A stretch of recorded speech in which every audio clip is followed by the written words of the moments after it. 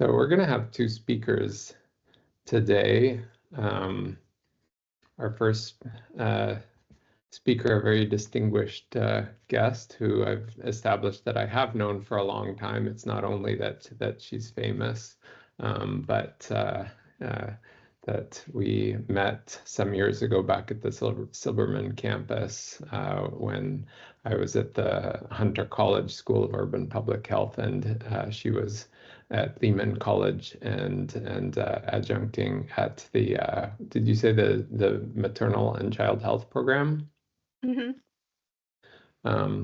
So this is our speaker, Dr. Mary Huynh, and she's now a research project director for the NYPD Reform Initiative, something that I'm actually unfamiliar with. It would be interesting to hear just a little bit from you about what that is all about. Prior to that, and what I've known Mary most for was as director of the Office of Vital Statistics in the New York City Department of Health and Mental Hygiene. There where she was responsible for everything to do with data, including providing internal and external access to data. So for all of our students here, Mary is an expert at the New York City data, at probably at least as much as anyone else. During all of this time, Mary's taught courses on the life course perspective and epidemiology of maternal and child health for CUNY SPH. And she has a BS in biology and a PhD in epidemiology from the University of Pittsburgh. Today, she's going to talk to us about health equity and social justice at the local level. So I thank you very much for joining us today, Mary, and I will pass it over to you. And I'll just mention to everyone else that after this talk, we'll have a little bit of time for questions, and so keep those in mind. You can either put them into the chat or you can raise your hand afterwards and ask your question. And then we will have a second speaker as well, our MPH student, Danya Birnbaum, who should be here. She said she would be a little late, but she'll be here to give a talk as well on predictors of cervical cancer screening uptake. So thank you so much for your time, Mary, and I'll pass the floor over to you. Thanks for the warm welcome, Levi. Also, thank you for the invitation, and thanks to the Department of Epibiostats for the invitation. As Levi said, right now I'm with CUNY Institute for State and Local Governance. Like to call ourselves a think and do tank. We really work with a lot of agencies, local government agencies, as well as state agencies to help them help them like be more efficient with their work, support their strategic priorities. So the project I'm working on currently is a project with the Mayor's Office of Criminal Justice. In the prior administration under Bill de Blasio, there was a very ambitious plan to reform law enforcement and policing in New York City. And so as part of that, there were, I think, 130 initiatives to really reimagine public safety in New York City. And so I'm currently working with the Mayor's Office of Criminal Justice on a couple of those initiatives. For the focus of this talk, I'm actually going to be spending almost all the time on the work that I did while I was at the health department. And as Levi said, I was the director for the Office of Vital Statistics, which is one of the offices in the Bureau of Vital Statistics. So many of you guys probably already know about them. They're who you contact when you need a birth certificate. You may have gone down to the main office, which is on 125 Worth Street. And it's really sort of the, it was a really exciting place to work because, I spent most of my work has been using secondary data, particularly birth certificate data. So it was really exciting for me to be right on the ground floor with that kind of data. I'm going to share my screen.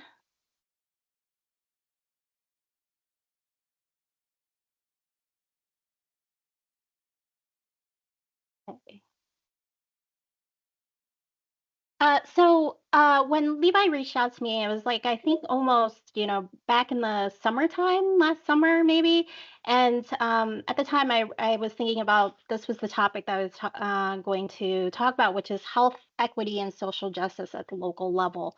Um, at the time, I didn't know that it was going to be a topic that might be a bit more controversial than it was like 8 months ago to be talking about health equity and social justice.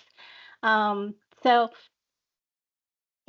what I really wanted to focus on in this talk is that, for many of you guys, you're working on the front lines of public health. You're working, at the health department, you're working in CBOs, at hospitals, doing research, and what it means to be using a health equity and social justice lens at this time. And so what I'll be talking about is, how do we use a health equity and social justice lens when it came to data collection, conducting research, and informing policies and programs. And this work spanned from about 2015 to 2022. So first, we're going to start with data collection. And I worked primarily with birth data and mortality data. And so, as you guys all know, you talk about in class that data is not neutral. It's really influenced by how do we collect the data, who's collecting the data, is the data collected systematically? And so for the birth data, it's collected using two different worksheets. One is the mother-parent worksheet, and the second is the facility worksheet. So for the mother-parent worksheet, this is where we collect all of the mother-parent and father-parent demographics were collected. So these are self-reported data. And then the data that's all about prenatal history, about medical, information is pulled out of medical records by the facility. And this becomes important because we start asking ourselves, like, even though we provided tons of guidance about how this data should be collected, we put into place all sorts of protocols about how this data should be collected. However, what we know is that it could vary by facility, and this really came to a head during like probably around 2015, 2016 at the peak of the opioid epidemic.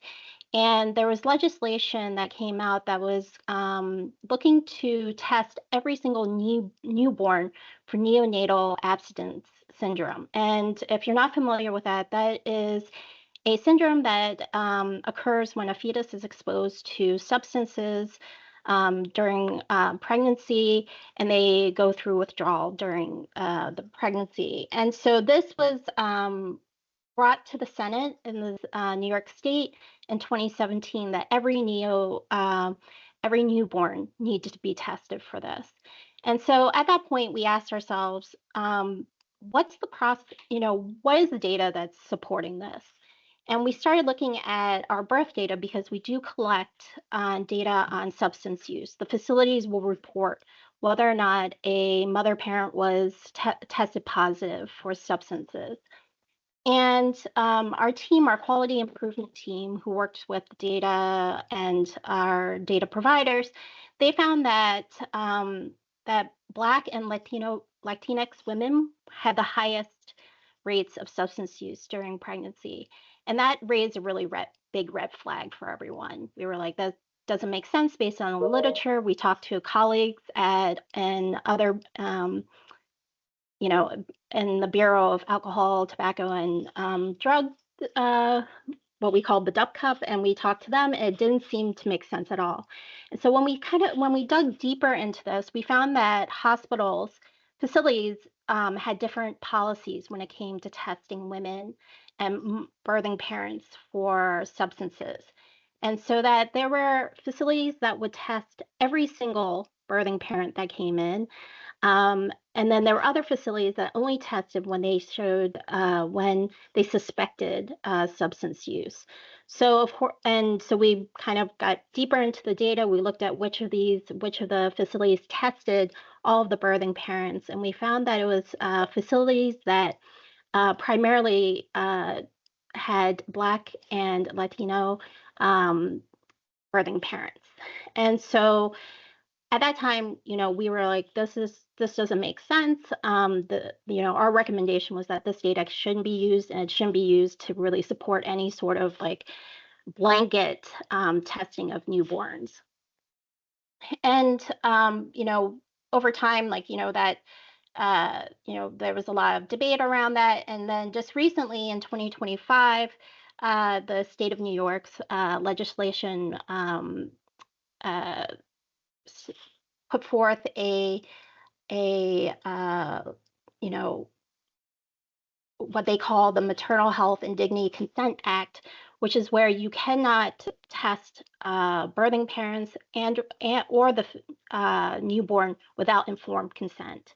So this is really a big step. Instead of trying to test everyone without any sort of consent, that now that birthing parents and must provide consent for this. Another area that we really started to think about, like how do we use a health equity and social justice lens with our data is death data. And the death certificate data also comes from two different sources. The first is from the funeral director, who provides a lot of the demographic information, which I think you guys could probably guess there's some problems with that. So for instance, with race ethnicity of the decedent, when we talk to funeral directors, many of them, because on one hand, many of them were very familiar with their community. They had been in their community for many, many years. They knew their community. However, sometimes they would guess at the race ethnicity. They didn't feel comfortable asking the family these questions. So one of the things that we did was develop a worksheet that the funeral directors could use, so it was a bit more, so this information could be collected systematically. The second piece of the death certificate data that we wanted to take a look at was the cause of death information. And in New York City, we're really, really lucky. Our medical examiners are physicians who have done residencies in forensic pathology. They are extremely well trained. Many of them have specializations in different types of deaths, and it's really sort of like the bar is high for our medical examiners. And that's not the case across the country. There's actually a number of jurisdictions where all you have to have is a high school education, and you're elected to the position as coroner. So when you think about, the quality of cause of death data across the country, it can really vary depending on those qualifications. So this really, both, the race ethnicity data and the cause of death data really came into focus, hyper focus, when during the COVID-19 outbreak in 2020. And so during this time, our team worked very closely with the communicable disease team. And during this time, there was a lot of, discussions about making sure that we had the most accurate data when it came to race ethnicity, when it came to neighborhood, when it came to cause of death, because this was the way that we were going to prioritize which neighborhoods would receive the most services or the most would be prioritized. And so here you can see that looking at cases, hospitalizations, and deaths, Hispanic, Latino, and Black African Americans, New Yorkers had the highest number of cases, the highest number of hospitalizations, and the highest number of deaths. So it really shaped the city's response to the COVID-19 pandemic. So we were also tasked, when I started at the health department, we were also tasked with thinking about how do we apply health equity and social justice to our research. And one of the things that really came into became of importance is the looking at neighborhood level factors. And so for a long time, the health department used neighborhood poverty, and they used that measure to prioritize which neighborhoods should be receive services, receive attention and funding. And while I was at the health department, when I first started, the commissioner was Dr. Mary Bassett, who a lot of you guys are familiar with. And she had a question about, are there other measures that we can be using that really capture more of equity, capture more about social justice, really capture more about structural racism? And the measure that she was interested in was the index of concentrations of the extremes, so the ICE measure. And during this period of time, we collaborated with Nancy Krieger from Harvard University and on a number of analyses looking at ICE and birth outcomes. And so the index of concentration of extremes is probably something you're pretty familiar with. It's similar to a lot of residential segregation measures, income inequality, but it combines deprivation and privilege into one measure from -1 to +1. And this was developed by Douglas Massey, who was one of the authors of American Apartheid. And looking at this measure, it was really the ability to combine more than one dimension of neighborhood. So for instance, like when you look at neighborhood poverty, you're really only thinking about income, poverty level. However, with the ICE measure, you could look at both income and race ethnicity at the same time in the same measure. So what we did was that we looked at ICE with birth outcomes, particularly infant mortality and preterm birth. And we found that the ICE measure that combined income and race ethnicity was a strong predictor of both infant mortality and preterm birth. Another area that, with the emphasis on looking at structural racism, is not only looking at current measures of inequality and equity, but also looking back historically. So one of the projects that we looked at was looking at historical redlining. And I'm not sure if you guys were able to see this exhibit. It was kind of like in maybe 2018, 2019. It's called Undesign the Red Line. It's actually still currently up at City Hall if you ever get a chance to see it, but it's really a great exhibit that really dives deep into historical redlining in New York City. And what redlining was, I'll give the very quick background because I'm sure everybody already knows what this is that it was based on maps that were created by the Homeowners Loan Corporation. And it basically told banks where they should invest money and resources into which neighborhoods. And so neighborhoods that were redlined were ones that were considered high risk. And so that banks would not provide mortgages or any sort of loans to people who lived in those neighborhoods. And so in this paper, I was looking at neighborhoods that were historically redlined. So that's the neighborhoods that are in the red that the homeowners loan company would categorize as hazardous or high risk. And you can see that it really overlaps with neighborhoods that we already know are pretty heavily burdened with disease, with poor health outcomes, heavily burdened with poverty. And so, for instance, Northwest Brooklyn, South Bronx, the Harlem, North Manhattan, those are the areas that were considered to be hazardous for investment. And when we looked at this redlining and birth outcomes, we found that neighborhoods that were historically redlined had the worst birth outcomes. Not surprising. So lastly, just wanted to talk about how we utilize a health equity lens and a social justice lens when it came to informing programs and policies. And so one of the, since birth outcomes has been a pretty big part of my research portfolio, and looking at the inequity in birth outcomes, which has been a disparity that's been almost intractable over 20 years of the work that I've been doing. It has not like closed very much at all. The disparity and poor birth outcomes for Black New Yorkers and white New Yorkers, it has not really changed all that much. So not only did we want to look at upstream factors such as like deprivation and historical redlining, but also wanted to look at some of the programs that were at the health department that were to help uh,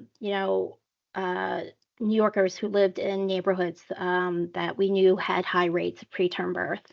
And so, so one of the programs was called By My Side, which is a doula program that was out of the Brooklyn Neighborhood Health Action Center. And one of our first questions was that we didn't know how many birthing parents actually used a doula. And so we added these questions to the birth certificate so that we would first be able to get a baseline of how many women used a doula, who used a doula, and then we could look at their outcomes. This happened maybe around 2021. So I'm sure they've done quite a bit of work since then looking at this. But during the time I was there, we did an evaluation of the By My Side program and look to see whether or not the women, the birthing parents who were in the By My Side program had better birth outcomes than women birthing parents who were not in the program. And so found that By My Side participants were much less likely to have a preterm birth and much less likely to have a low birth weight baby. And some of this work went into the expansion of the doula program at the health department, but also recently New York State just made access to doulas much easier by having Medicaid be able to cover the cost for it. Another area where applying a health equity and social justice lens was to gender markers on birth and death certificates. And so during the time that I was at the health department, it was submitted to the health board to be able to add a third gender marker to the birth certificate and a third gender marker to the death certificate so that X could be included for non-binary New Yorkers. Another part of this health code amendment was for trans New Yorkers who wanted to change their gender marker. And so before, if a trans person wanted to change their gender marker, they would have to have a medical health professional sign an affidavit, as well as to attest to their gender, as well as possibly have to change their name or to go through some sort of gender affirming surgery. However, with this change to the health code, applicants could self-attest to their gender. So they didn't have to jump through all these different hoops to be able to have a gender marker that matched their gender. And so that was a big, I think, change that really, spoke to the need for social justice for our trans New Yorkers. And then lastly, just want to talk about how, in this,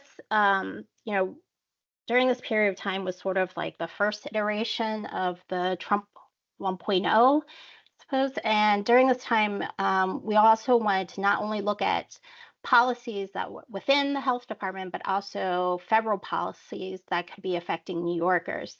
And so we also looked at socio-political stressors and birth outcomes, and took a look at This was at the beginning of Trump 1.0, where there was looking at changes in preterm birth before the nomination to inauguration, and post inauguration. There was a lot of really ugly rhetoric that was happening, and how was that impacting New Yorkers?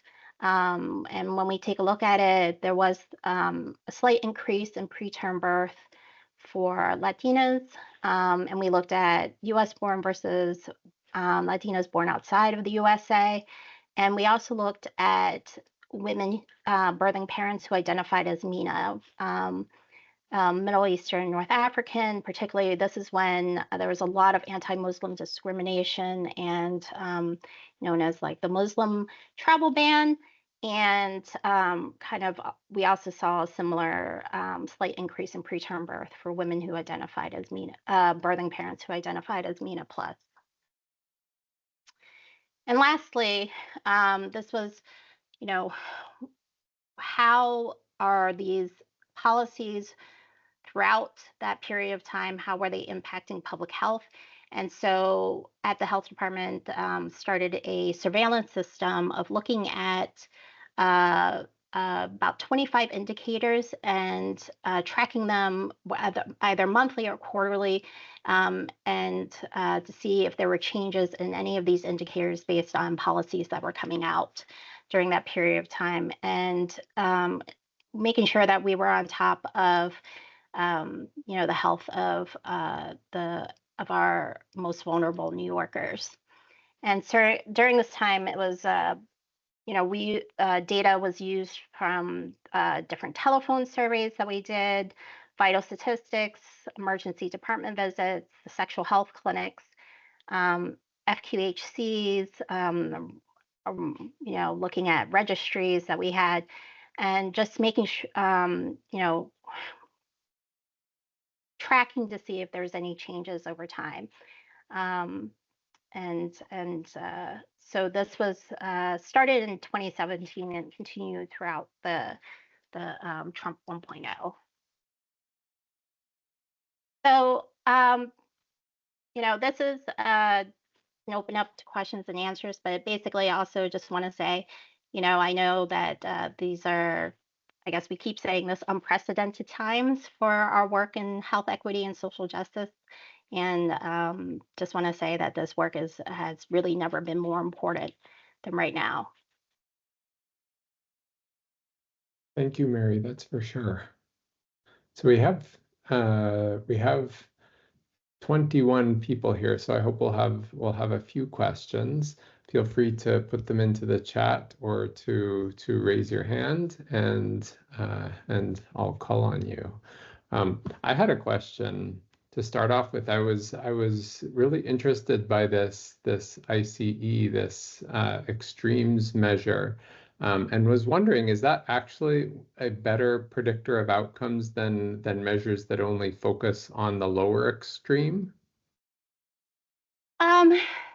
I think it might be more about like what kind of question that you're asking. So, this one is that it's, I think, geared more towards thinking about this idea of privilege and deprivation in one metric. I think a lot of times when we look at something like I've used like residential segregation metrics, and it's just really like high residential segregation. You're just really kind of like thinking about that. I mean, what we found was that it was a better predictor than neighborhood poverty. Oftentimes, when we mapped it, you could identify vulnerable neighborhoods a little bit better using the ICE measure than neighborhood poverty by itself. So, like for instance, I think there was a couple neighborhoods that would have been identified as maybe lower, wouldn't have like flagged as like a high poverty neighborhood, but they did have really poor health outcomes. But when you use the ICE measure, it was a neighborhood that would have been considered like with high deprivation. So it might be something to think about, like when you know if we want to look at more than just one dimension of neighborhood, it seemed to be more accurate in and finding those vulnerable populations. I feel like as biostatisticians, we love averages, and a lot of these measures are sort of focusing on the averages of areas, and that is different in that it is actually focusing on the extremes. In that case, it's both extremes, but it's kind of fundamentally different that way. I was also wondering, and I'm still keeping an eye out. Oh, I do have two questions. I'll save my question for afterwards then. So there's a question in the chat from Allison Guarino, one of our students. The first question is the Department of Health doing a similar surveillance on the impact of 2.0 with New Yorkers? And the second question was any advice for how to measure inequities when this administration is so vehemently limiting DEIA/woke ideology work? Yeah. So like I mentioned before, I'm not with the health department anymore. But I'm sure they are probably thinking about the Trump 2.0 and how they can measure the impact of this new administration. And how do we get it? I have to say I have been at a loss over the last few weeks at the kind of out assault on what I would say is like, and for many of my colleagues, it's felt like an out assault on like a life's work. And really, when I think about like, how far we had come when we thought about health equity, I mean, it's not when I started my public health work in the late 90s, that wasn't even something that people really talked about. And so it's over time, it's been so incredible that health equity has become like such a huge part of our work. And for it to now not be to be attacked is really disorienting. And I have to say, I think that's a great question. And I honestly don't have an answer for it. I think I'm still like coming to with terms with like, just the way that it's that all this work has been is being attacked.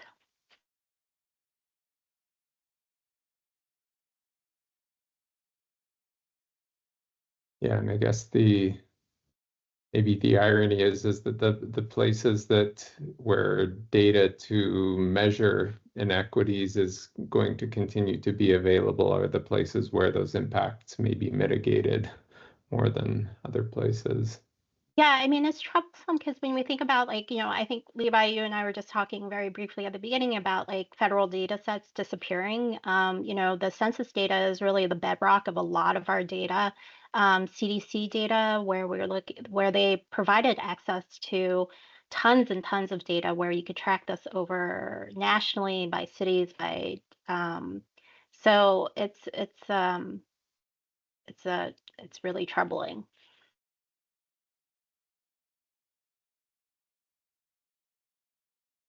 My question was, do you have any advice for master's and doctoral students, the master's students who will be looking for capstone projects, and doctoral students looking for dissertation topics about topics where there are data available that you think are really maybe understudied or in need of people from our program to work on?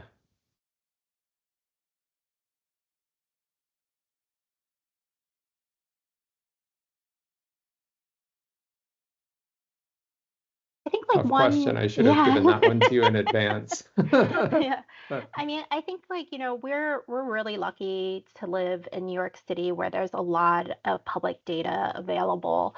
And it might be sort of thinking outside of the box of like other administrative data that you might not really think about would be something that could inform public health, but it might be things like that will remain like in the public domain, things like budgetary data, even, right now we use a lot of the open data that's on looking at the data that NYPD is mandated to release. And so I think it's probably, well, the students will have to get creative as possible when there's not, you know, the data that we're used to may no longer be available. So I got two there, budgetary data and data that the NYPD is mandated to release. Yeah, I think like data where, agencies have been mandated via whether it's state law to continue to release it. So state or local laws mandate them to release it. Okay, I just put that in the chat so that students can copy that. Okay, there's another question here. This is from Naziha Hector. My fieldwork in Capstone center around measures of neighborhood deprivation and maternity health/birth outcomes, and I've been working on the use of neighborhood measures of air pollution to measure risk of preeclampsia. Doing research on other measures, it feels sort of overwhelming how many different neighborhood level factors can affect health outcomes. The ICE measure was a really interesting way of combining multiple dimensions. Do you have any advice or ideas on other measures or data sets that could be useful or interesting to look into? This is really interesting. And when I was in grad school, I actually worked on a project looking at pollution and preeclampsia. So this is like a kind of like a throwback to that. So to those interests I had. So yeah, the I mean that project I worked on in grad school was it was really looking at like sort of pesticides and exposure to preeclampsia. So that was a lot of primary data collection. And then during my um, post-grad training, I worked at the National Center for Health Statistics, where we worked with the EPA and we had access to EPA data. And we looked at air pollution and birth outcomes at that time. It's really, I now look back and it was like a wonderland of data, and now it seems like unfortunately we may not have access to that kind of data anymore. But I think you know there's there's it's yeah, I would have to think about this, and so I'm happy to chat like after this forum, and to really think about like other measures or metrics that may help inform your work. Wonderful.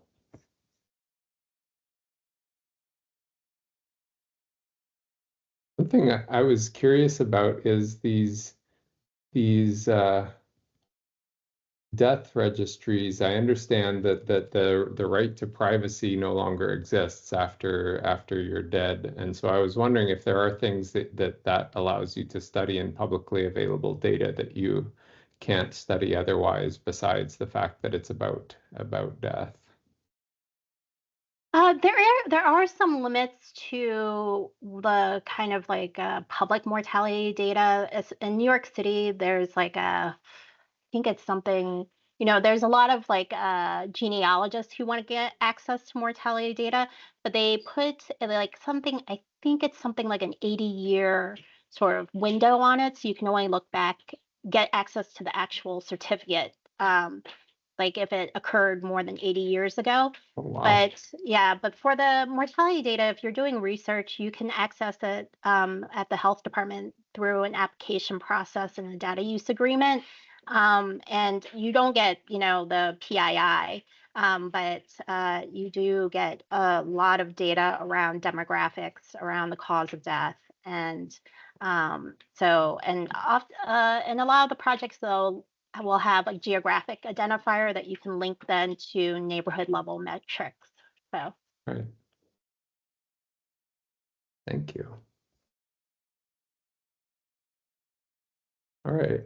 If there aren't any more questions right now, maybe we will move on to our second speaker. And Mary, I'd invite you to stick around. And I think after all of this, I'll try to get some more people to stick around and have a bit more of an informal conversation if you have time. Thank you so much. And Danya, are you here? I think I saw you enter before. Yeah. Can you guys hear me? Yes. Okay, great. Hi, everyone. Hi, Danya. Welcome. Thank you. Let's see. So our second speaker, Danya Birnbaum.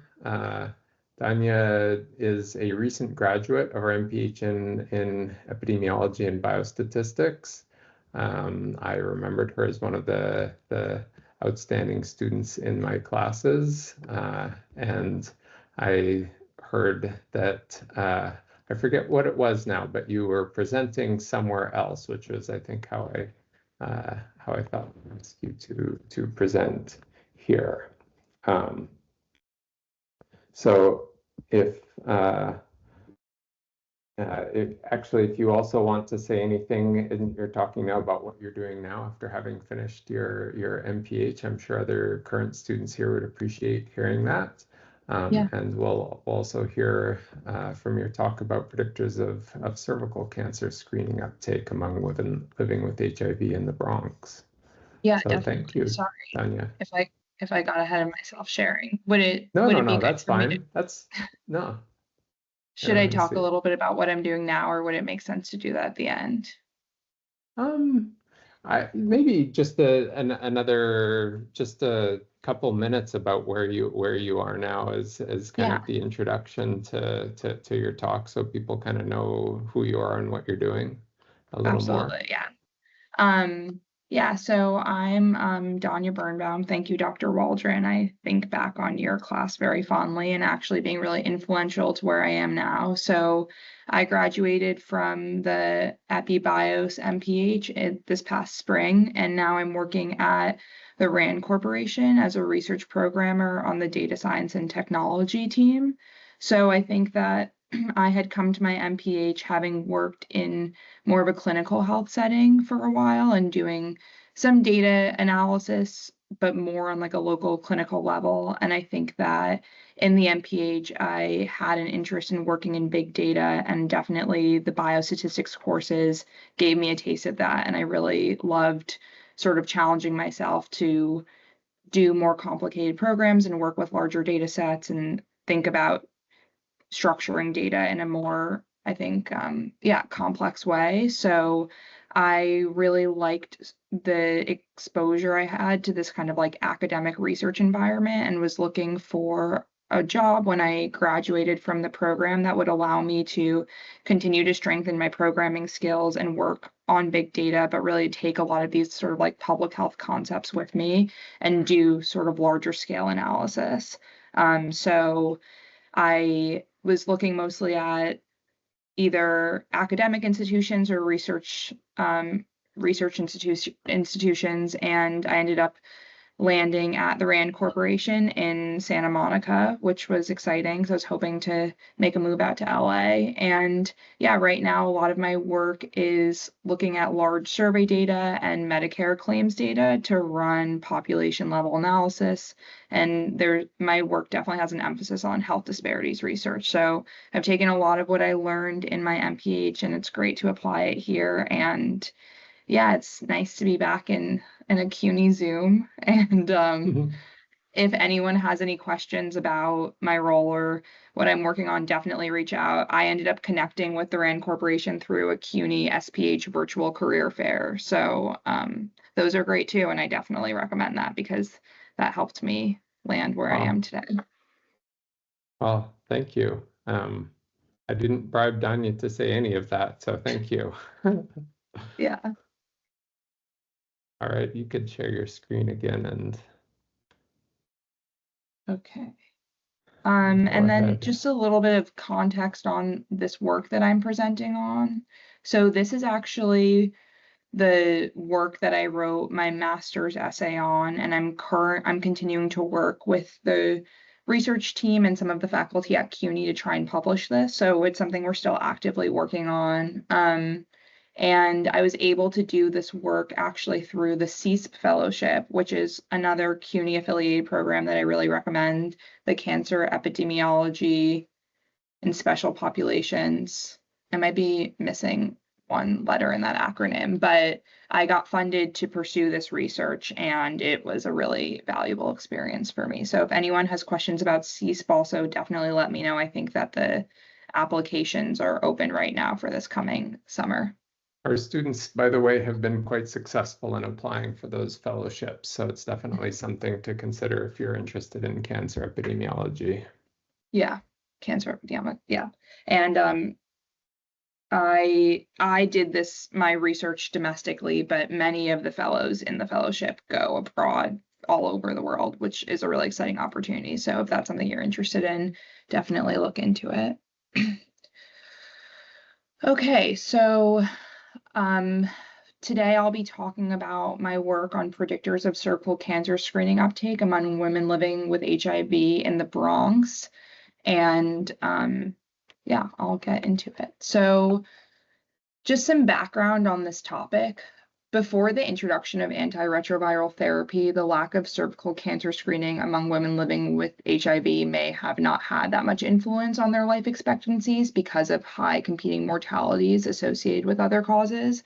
But now, with the effectiveness of antiretroviral therapy, incidence of cervical cancer among women living with HIV is still high, and HIV-infected women remain at continued risk for cervical cancer.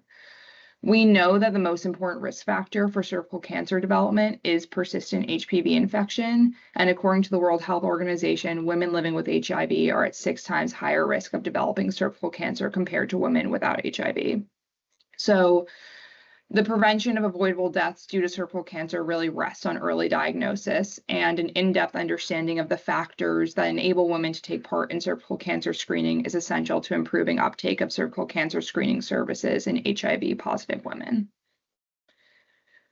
The objectives of this analysis were to describe the proportion of women living with HIV receiving on-time cervical cancer screening in the study population, and to understand subgroups of women living with HIV who do not receive timely cervical cancer screening to improve targeted outreach initiatives in order to reduce preventable deaths due to cervical cancer.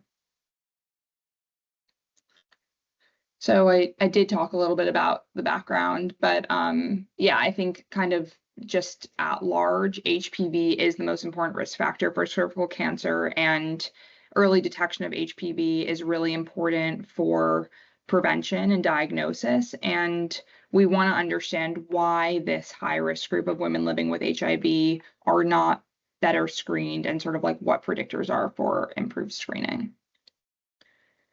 So the study took place at Montefiore Health System in the Bronx, and for some context, the Bronx is a historically underserved borough with disproportionately high rates of HIV/AIDS-related deaths in New York City.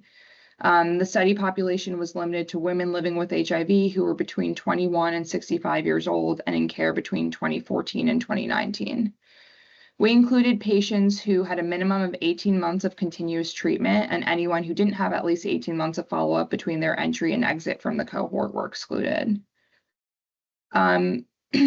For some context on this, we chose the 18 months of entry into the cohort as our eligibility criteria based on the screening guidelines at the time. So I think the screening guidelines for women living with HIV in this age group between 2014 and 2019 were annual HPV testing, and we allowed for an 18-month window just to kind of account for any logistical difficulties or scheduling difficulties or screening difficulties that might come with people entering the cohort, but we're considering 18 months as being screened on time.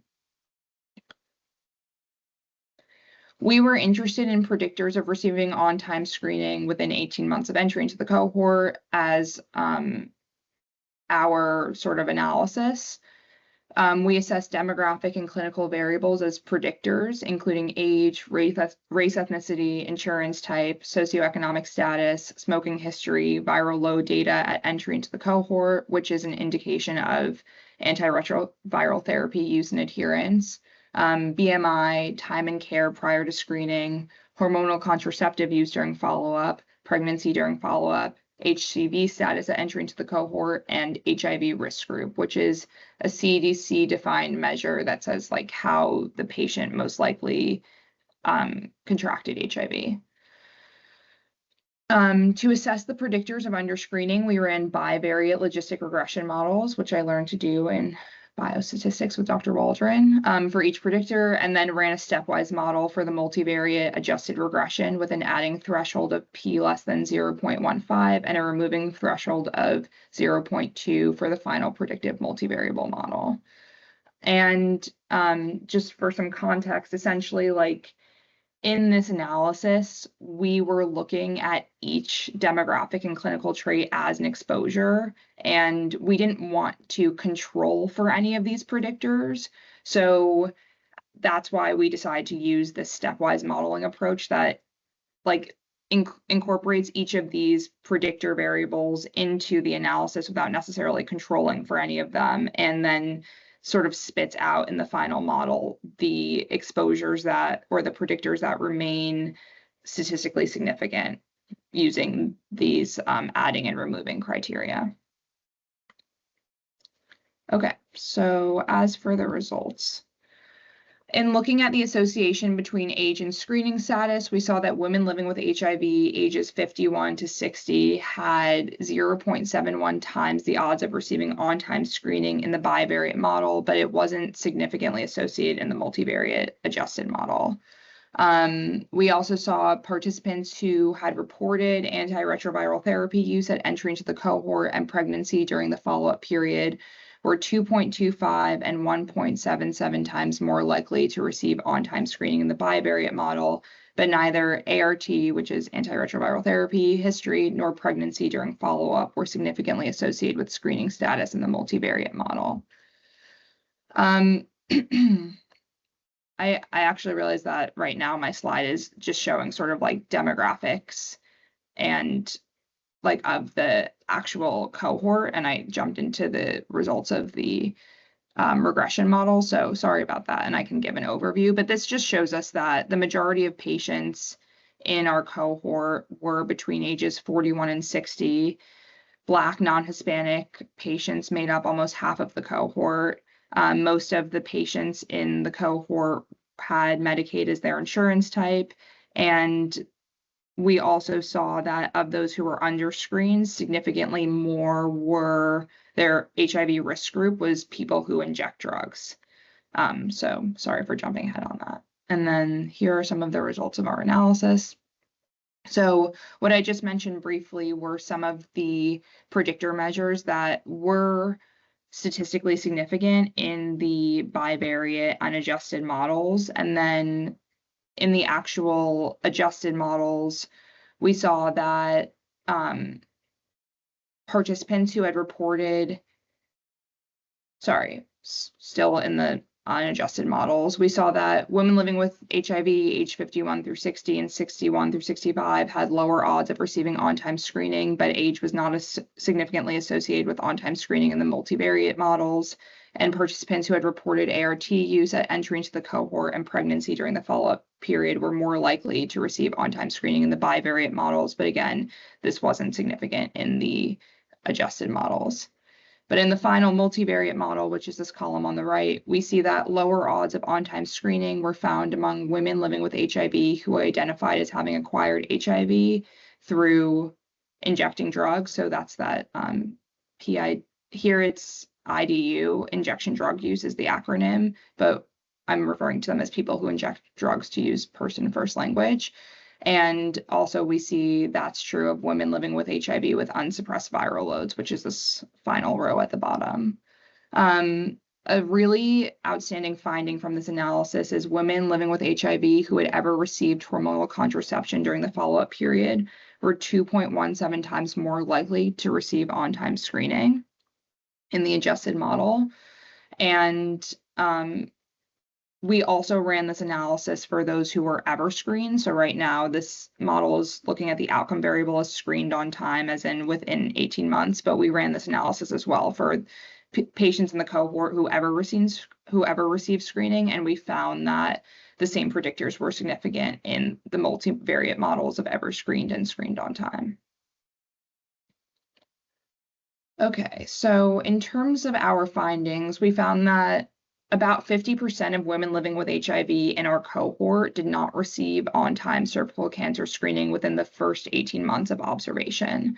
We also found that on-time cervical cancer screening was most likely among those who had received hormonal contraception and least likely in those with unsuppressed viral loads, which again indicates maybe not being on antiretroviral therapy or a lack of adherence to it, and women living with HIV who may have acquired HIV as people who inject drugs.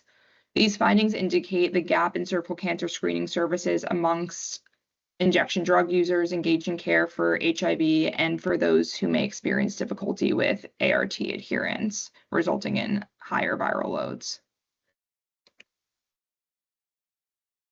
This study leveraged existing electronic health records from Montefiore, and the large retrospective cohort study is definitely a strength of this analysis. The retrospective approach allows for the assessment of trends and changes in screening behavior and associated factors over the study period.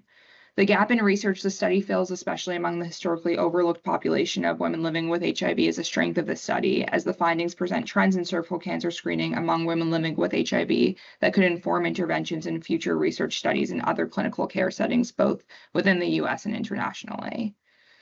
But the reliance on retrospective EMR data also introduced some limitations, because the analyses were limited to previously collected data variables. So if there were incomplete variables or data entry inconsistencies or inaccuracies or demographic variables we wanted to report on that weren't in the EMR, there was no way to recollect those or improve the data quality or accuracy. And another thing that we discussed a lot as a research team, which was a limitation, was the inability to distinguish underscreened patients from patients screened outside of Montefiore. So essentially, right now we're saying if a patient in the cohort didn't receive screening at Montefiore within 18 months, they were considered underscreened, but there's always the possibility that someone may be receiving screening elsewhere. And if that's the case, there's no way for us to capture that, and those patients were considered underscreened in our analysis. Sort of to end, I just want to say that despite advances in HIV treatment and care, cervical cancer remains a leading cause of morbidity and mortality for women living with HRV, and our findings suggest that gaps remain in ensuring all women living with HIV receive timely cervical cancer screening, and that women in vulnerable populations, like those with unsuppressed viral load and a history of injection drug use, are at highest risk of not being screened. I think overall, the study contributes valuable insights into the complex landscape of cervical cancer screening among women living with HIV and highlights the importance of targeted interventions and continued research efforts in this area. And I can say that, like, in working on this analysis and preparing the introduction, there's really a lack of research done on this, especially in the US and in our healthcare system. So I think that this definitely highlights that there are some significant trends that could be studied further to better improve outreach to the vulnerable populations that we identified who aren't getting screened on time. And I just want to say thank you to the research team that participated in this project with me and offered so much guidance and assistance, as well as the CEASP Fellowship. Yeah, especially the CUNY Center for AIDS Research and the CUNY School of Public Health. And that's all I have to share. Thank you, Danya. Yeah. It's a very impressive master's project. I assume you've been doing some work on it in addition to that too. Yeah, we've made some updates to it since I submitted it as my master's essay, but yeah, still some changes that need to be made before it's ready for submission.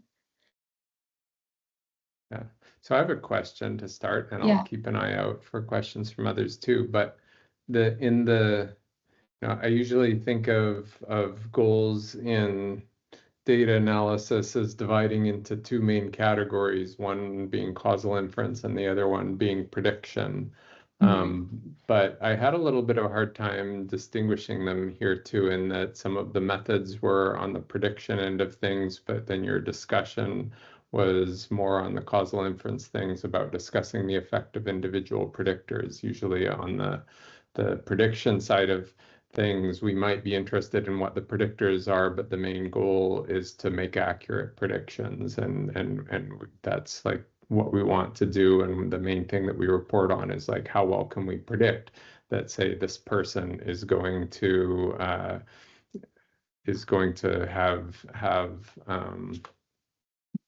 cervical cancer screening or not. So I was just wondering if you could help maybe first clarify, is that of interest to you, that accurate prediction component?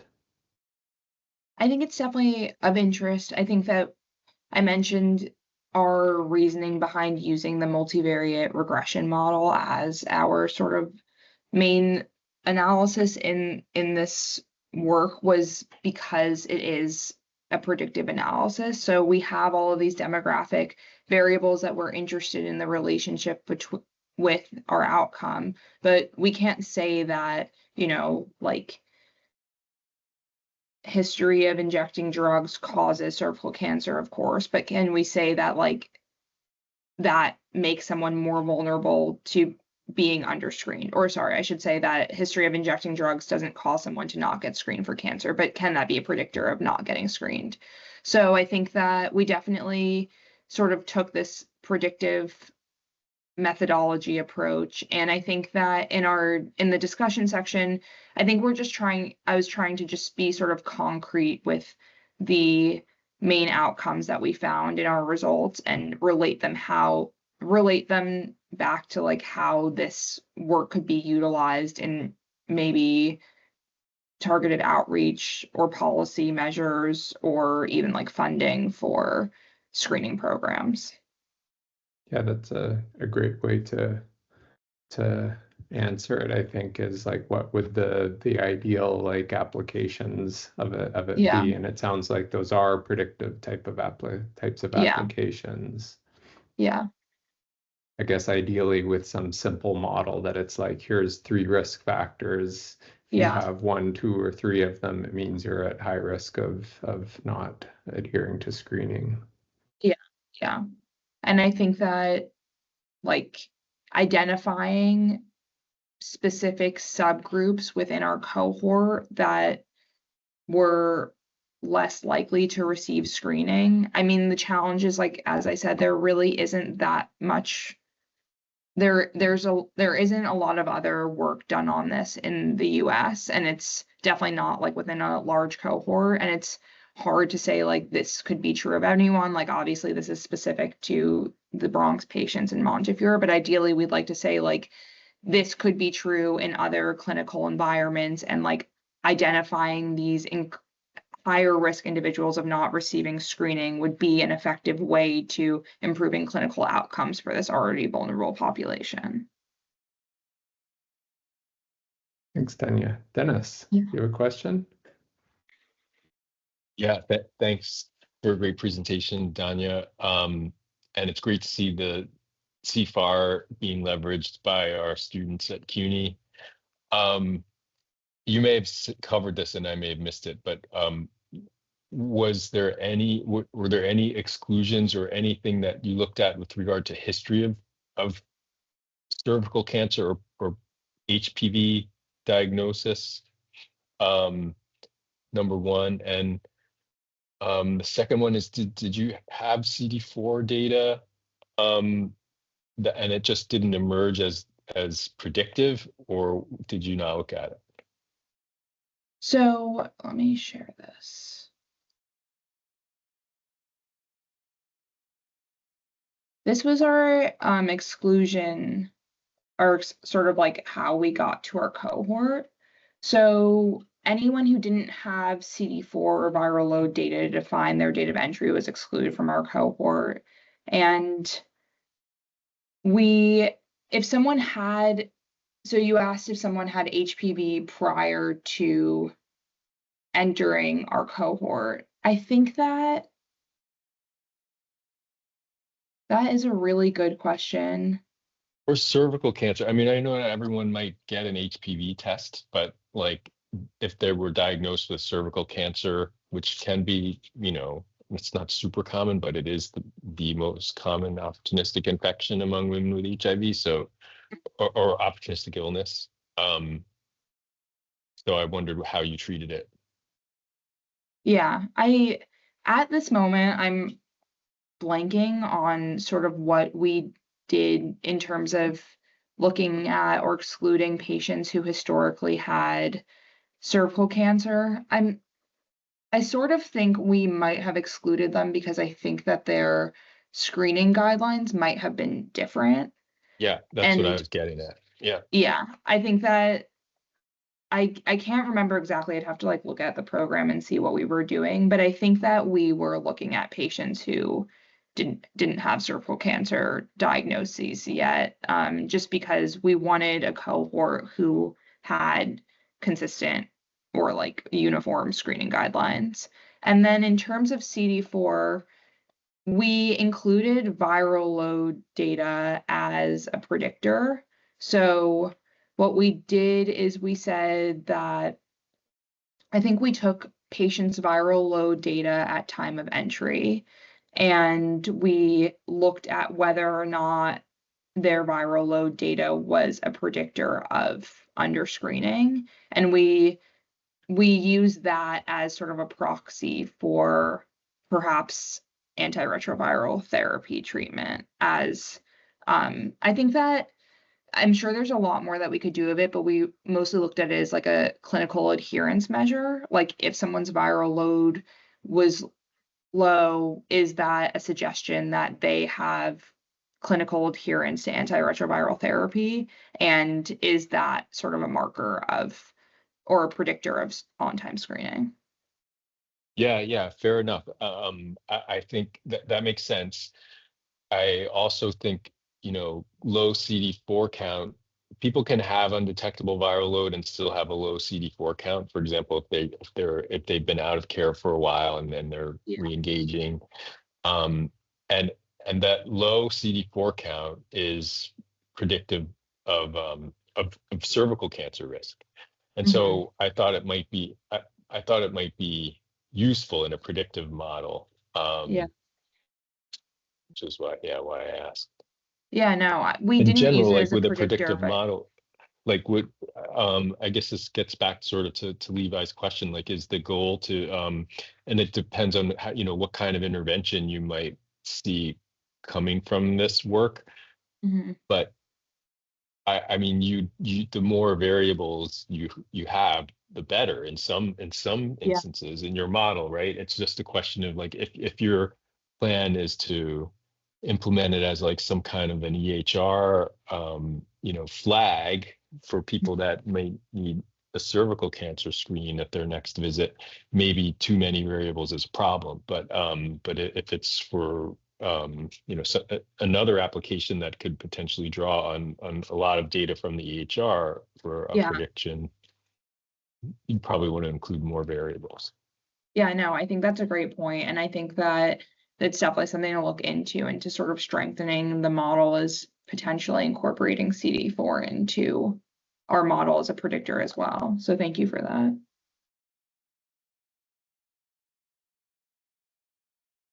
Thanks, Dennis.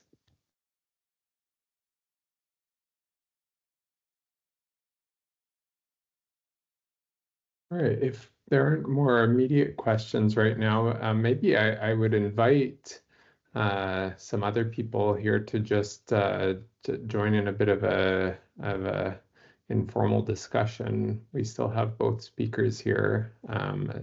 I'd especially encourage some folks to turn on your microphones and just get to know some of the other people here. Since we don't have too many opportunities to get together and chat like this.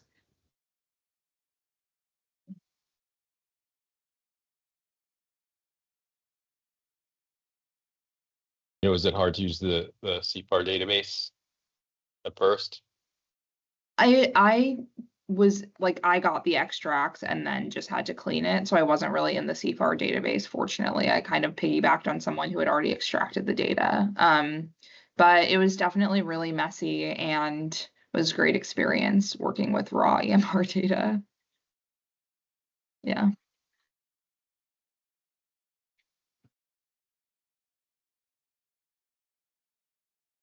Were you affected by the fires?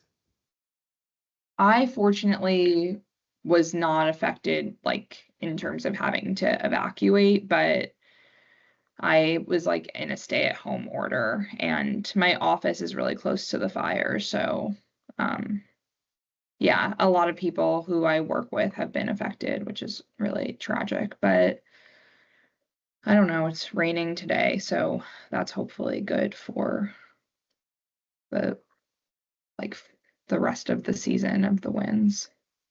Yeah. Yeah, all the But everyone keeps firefighters asking me if I regret moving to LA. all the firefighters in the world aren't as good as one good rain. Yeah, yeah. I think the rain is really good. Yeah. But I am working on one of the projects I'm on is with a physician at UCLA who was saying that like the lack of understanding about the particulate matter in the air and sort of like the hazardous like materials coming out of the fires is gonna make a lot of like good content for health research studies to come, because I think people really are not sure. Like there's been really poor communication about like if it's healthy to be outside and like what the risk is. So that's something that everyone's dealing with, but also from a public health standpoint will probably be something that comes out of this. My parents were in the midst of a bunch of forest fires in British Columbia a few years ago, and my dad has asthma, and so they were spending all day inside with like air Yeah. purifiers on. But those were just trees burning. I haven't even thought about, this must be such toxic smoke being produced Yeah. in Los Angeles by comparison. Yeah. Yeah. And it's really hard to get a sense of, what the risk is. I think that a lot of people are relying on like the weather app, which has an indicator of air quality, but that doesn't capture like particulate matter and like hazardous materials in the air. So yeah, I think that there's also something to be learned from this experience about like public health communication. And yeah.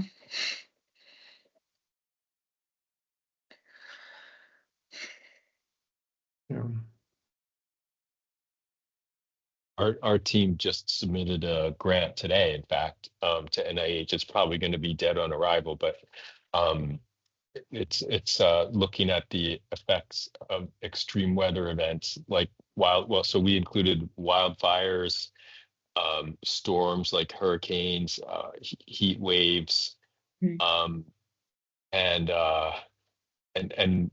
then their effects on mental health outcomes. Not that the physical health outcomes aren't important, but we have core data that with a lot of good data on mental health, and so Yeah. we think we thought it was also important to focus on that. So we wrote the proposal we put in today is to look at this in one of our national cohorts, and it has a big LA population. Unfortunately, we didn't. The cohort closed before the LA wildfire, so we don't have any data on their mental health after that, but we have but there are a lot of extreme weather events that affected this cohort over the 4 years that we were following them, so including wildfire. So we'll hopefully begin to look at this if the NIH considers funding anything related to climate change. Yeah.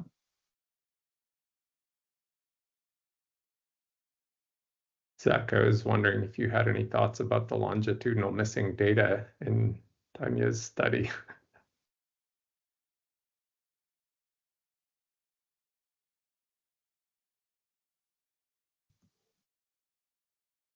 Not Like you had, like you offhand. had, you had people being excluded if they dropped out from HIV care anywhere between the start and was it 18 months or what was Yeah. the, yeah. Yeah, ideally you would correct for that, right? If you would include predictors of dropout as variables, and then if conditional on those, loss to follow-up is kind of independent of the outcome, then your regression is okay. Or you could correct for it alternative ways, but that would be the simplest if you're just doing regressions. Hmm. But that would be like an additional assumption that you're making, I guess. Yeah. Conditional on your variables. Yeah, dropping out is independent of screening behavior. Yeah. Is another way to look at it though is like you're not going to try to provide screening to people who drop out of HIV care anyway, so Yeah. it's fine to just focus on the people who are engaged in the health system at the moment. Like I'm our not saying it's eligibility. right, but it could be a rationale. Yeah, our eligibility is actively in care, which we defined as 2 HIV visits, I think, within the first 6 months or something.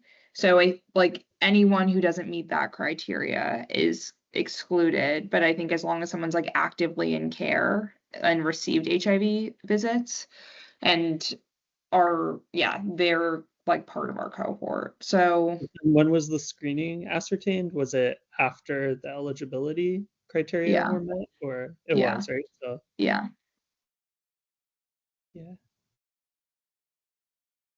So I mean, I guess you could just include, you could count them as just not screened, I guess. Maybe is that sort of what you? That's what we're doing, yeah. Okay. Yeah.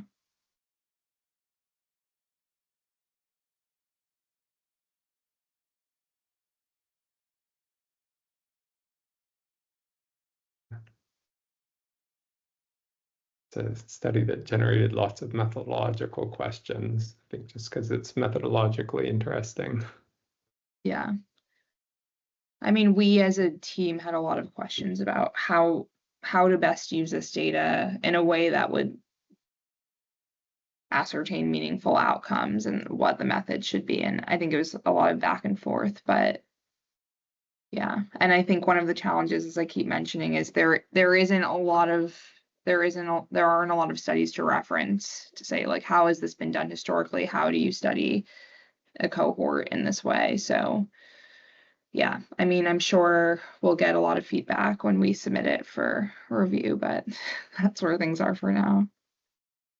Just to give my little pitch, and something I don't really get a chance to get into in Bios 2, but for that kind of thing, I would use a random forest just because it's not very prone to overfitting. You get these variable importance scores that you can use to rank the importance of different variables in the prediction. And I don't know, they're very simple to fit. They're like even simpler than these stepwise things. You do one function that's like a regression equation, and it just works, and you get a decent estimate of accuracy, even, well, I wouldn't say without cross-validation, but it doesn't overfit as much as other models do, including stepwise regression. Okay, cool. Maybe I'll look into that and follow up with you, because I think we're sort of, we're kind of returning to the analysis and wondering, we're considering changing our outcome measure to ever screened instead of this like screened within 18 months variable because of discrepancies in screening guidelines. So there might be an opportunity for us to sort of rerun all of our models anyway. So if that's the case, it might be worthwhile to explore random forests. If anything, it's probably easier to do than stepwise regression. It's super easy to fit. Okay. Yeah, I'll look into it and I'll follow up with you, Dr. Waldron. And just as a bit of background for everyone, so a decision tree is basically one, it just looks like a tree, where it would be like, if the person, I don't know, what was one of your variables, like has a I don't know, is over age this, then go this direction on the tree, otherwise go this direction, and you get down, and at the bottom you get decisions like yes or no. This person will is going to drop out of cervical cancer screening. And then the random forest part of that is it's redone with simulations on random resamples of the data. So you do it over and over and over and get lots of different trees, and then you get probabilities of predictions based on the software will give you probabilities of predictions based on that resampling, as well as these variable importance scores based on how often that variable ends up being something that contributes to the decision. I don't know, do you agree with me, Zach, on this being a good idea? Yeah, I mean, if you really want to just maximize predictive performance, I would say to use an ensemble like Superlearner, which is also very easy to use. You can specify like a library of prediction algorithms, one of which can be random forest. So you can put random forest, you can put logistic regression, you can put stepwise regression even as an option. And then it will learn the best combination of the predictions from all of those methods. And it has certain theoretical guarantees that it will do at least as well as the best member of the group that you include in the ensemble, but usually it will do better than all of them individually. The only drawback to that is then you really get an uninterpretable model. Like the random forest is it's still a black box, but you at least get this based on these importance scores, which variables are contributing to the model, and what the model is at least. But yeah, Zach's right. If you just want the best predictions possible, then this like super ensemble you can't beat it. Random forest, my experience usually does pretty well in a lot of situations because it is an ensemble model, but it's only an ensemble of one type of model instead of this super ensemble. Yeah, Okay. I don't know what like methods are available for trying to like interpret variable importance from an ensemble. I'm sure people have been like working on that, but I'm not familiar with the methods. Yeah.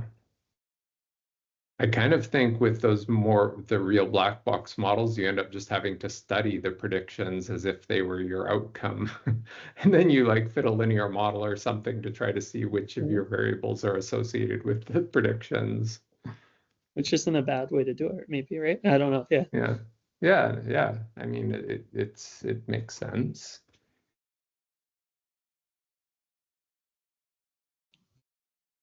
But I mean, a lot of my work's in the microbiome field, and you have some kind of difficult to work with data there where your predictors have like a lot of zeros, they're totally non-normal. And I've seen a lot of comparisons of different prediction methods, and random forest is just always either the best or close to it, and it never does like much worse than the best one. I mean, Yeah, that's I only can one area, that I've but heard that it's like the best out of the box prediction method. yeah, it's just reliable. I don't know. It doesn't seem like it has a lot of situations where things go terribly wrong. You just use it out of the box and it just works pretty well almost always.